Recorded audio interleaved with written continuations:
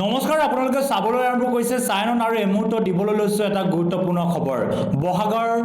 প্ৰথমটো বানত প্ৰলয়ৰ সৃষ্টি কৰিছে আৰু এক প্ৰকাৰ বানত হাহাকাৰ কৰিবলগীয়া হৈছে প্ৰথমটো বহাগ মাহ চলি আছে আৰু বহাগৰ শেষ নোহোৱাৰ পূৰ্বে আসলতে বানে এক ভয়ংকৰ পৰিবেশৰ সৃষ্টি কৰিছে আৰু এই মুহূৰ্তত সেই প্ৰথমটো আমি ভিজুৱেল দেখুৱাই ল'ব বিচাৰিছো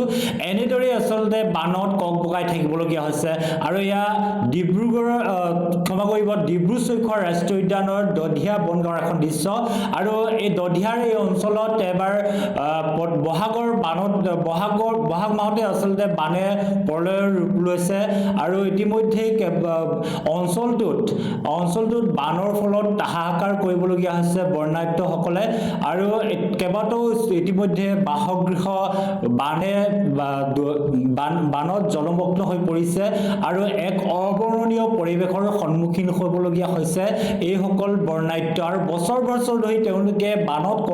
কক বগাই থাকিবলগীয়া হৈছে শেহতীয়াকৈ নিৰ্বাচন আহিছে আৰু নিৰ্বাচনৰ বতৰত আসলতে এনেধৰণৰ যদি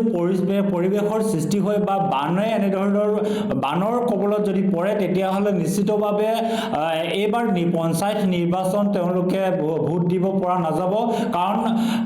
ইমানে এটা ভয়ংকৰ পৰিৱেশৰ সৃষ্টি হৈছে যোৱা ৩-৪ দিন ধৰি আসলতে নেৰানেপেৰা যি বৰষুণ সেই বৰষুণ দি থকাৰ ফলতে আসলতে ডিব্ৰু নৈ আৰু ব্ৰহ্মপুত্ৰৰ বাঢ়নী পানীয়ে উফন্দি আহিছে আৰু যাৰ বাবে সমগ্ৰ এই দধিয়া যি অঞ্চল আছে সেই অঞ্চলটোত বানে ভয়ংকৰ ৰূপ ধাৰণ কৰিছে আৰু মই শেহতীয়াকৈ দুটা দৃশ্য দেখুৱাইছো এয়া হৈছে এখন বিদ্যালয় আসলতে এই বিদ্যালয়খনতে অহা 2 মে'ত প্ৰথম পৰ্যায়ৰ যি নিৰ্বাচন পঞ্চায়ত নিৰ্বাচন অনুষ্ঠিত হ'বলগীয়া পঞ্চায়ত নিৰ্বাচনত ইয়াতে আসলতে ভোট গ্ৰহণ হ'ব কিন্তু শেহতীয়াকৈ এনেদৰে বিদ্যালয় দুখন যদি বানত জলমগ্ন হৈ থাকে তেতিয়াহ'লে এই অঞ্চলটোত ভোট গ্ৰহণ প্ৰক্ৰিয়া কেনেদৰে হ'ব সেয়াতে চিন্তনীয় হৈ পৰিছে আৰু গোটেই এতিয়া হাহাকাৰ কৰিবলগীয়া আছে কি পহুধন কি মানুহ আসলতে সকলোৱে আসলতে হাহাকাৰ কৰিবলগীয়া হৈছে আৰু দুদিনমানৰ পূৰ্বে এটা বিধ্বংসী যি ধুমুহা সেই ধুমুহাত এটা বাসগৃহ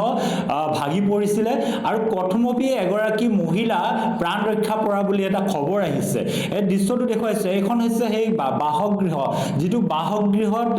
আসলতে পানী আছে তলত চাঙৰ তলত পানী আছে তাৰ সেই সময়তে আসলতে এটা বিধ্বংসী যে ধুমুহা আছিলে সেই ধুমুহাই আসলতে ঘৰটো ভাঙি টচ কৰি পেলাইছিল যাৰ বাবে এতিয়া এই গোটেই কেৱল মানুহে নহয় তাৰ গোটেই পশু পক্ষীৰ পৰা আৰম্ভ কৰি কিমান গোটেই ক্ষতিগ্ৰস্ত হ'বলগীয়া হ'ল ঘৰটোত প্ৰায় এতিয়া এক প্ৰকাৰ আসলতে গোটেই ঘৰটো ক্ষতিগ্ৰস্ত হ'ল আৰু প্ৰথমতে প্ৰাণ ৰক্ষা কৰিবলগীয়া হ'ল এগৰাকী মহিলা এই ঘৰটোৰ মহিলা আৰু এতিয়া হাহাকাৰ কৰিবলগীয়া আছে এক প্ৰকাৰ বানক লৈ আৰু যোৱা ৩-৪ দিন ধৰি আসলতে বৰষুণ দি আছিল আৰু সেই বৰষুণৰ বাবে উফন্দি আহিছে ব্ৰহ্মপুত্ৰৰ ডিব্ৰু নৈৰ পানী আৰু যাৰ বাবে এনেদৰে আসলতে বানক লৈ হাহাকাৰ কৰিবলগীয়া আছে বহাগ মাহৰ প্ৰথমটো বানত হাহাকাৰ কৰিবলগীয়া হৈছে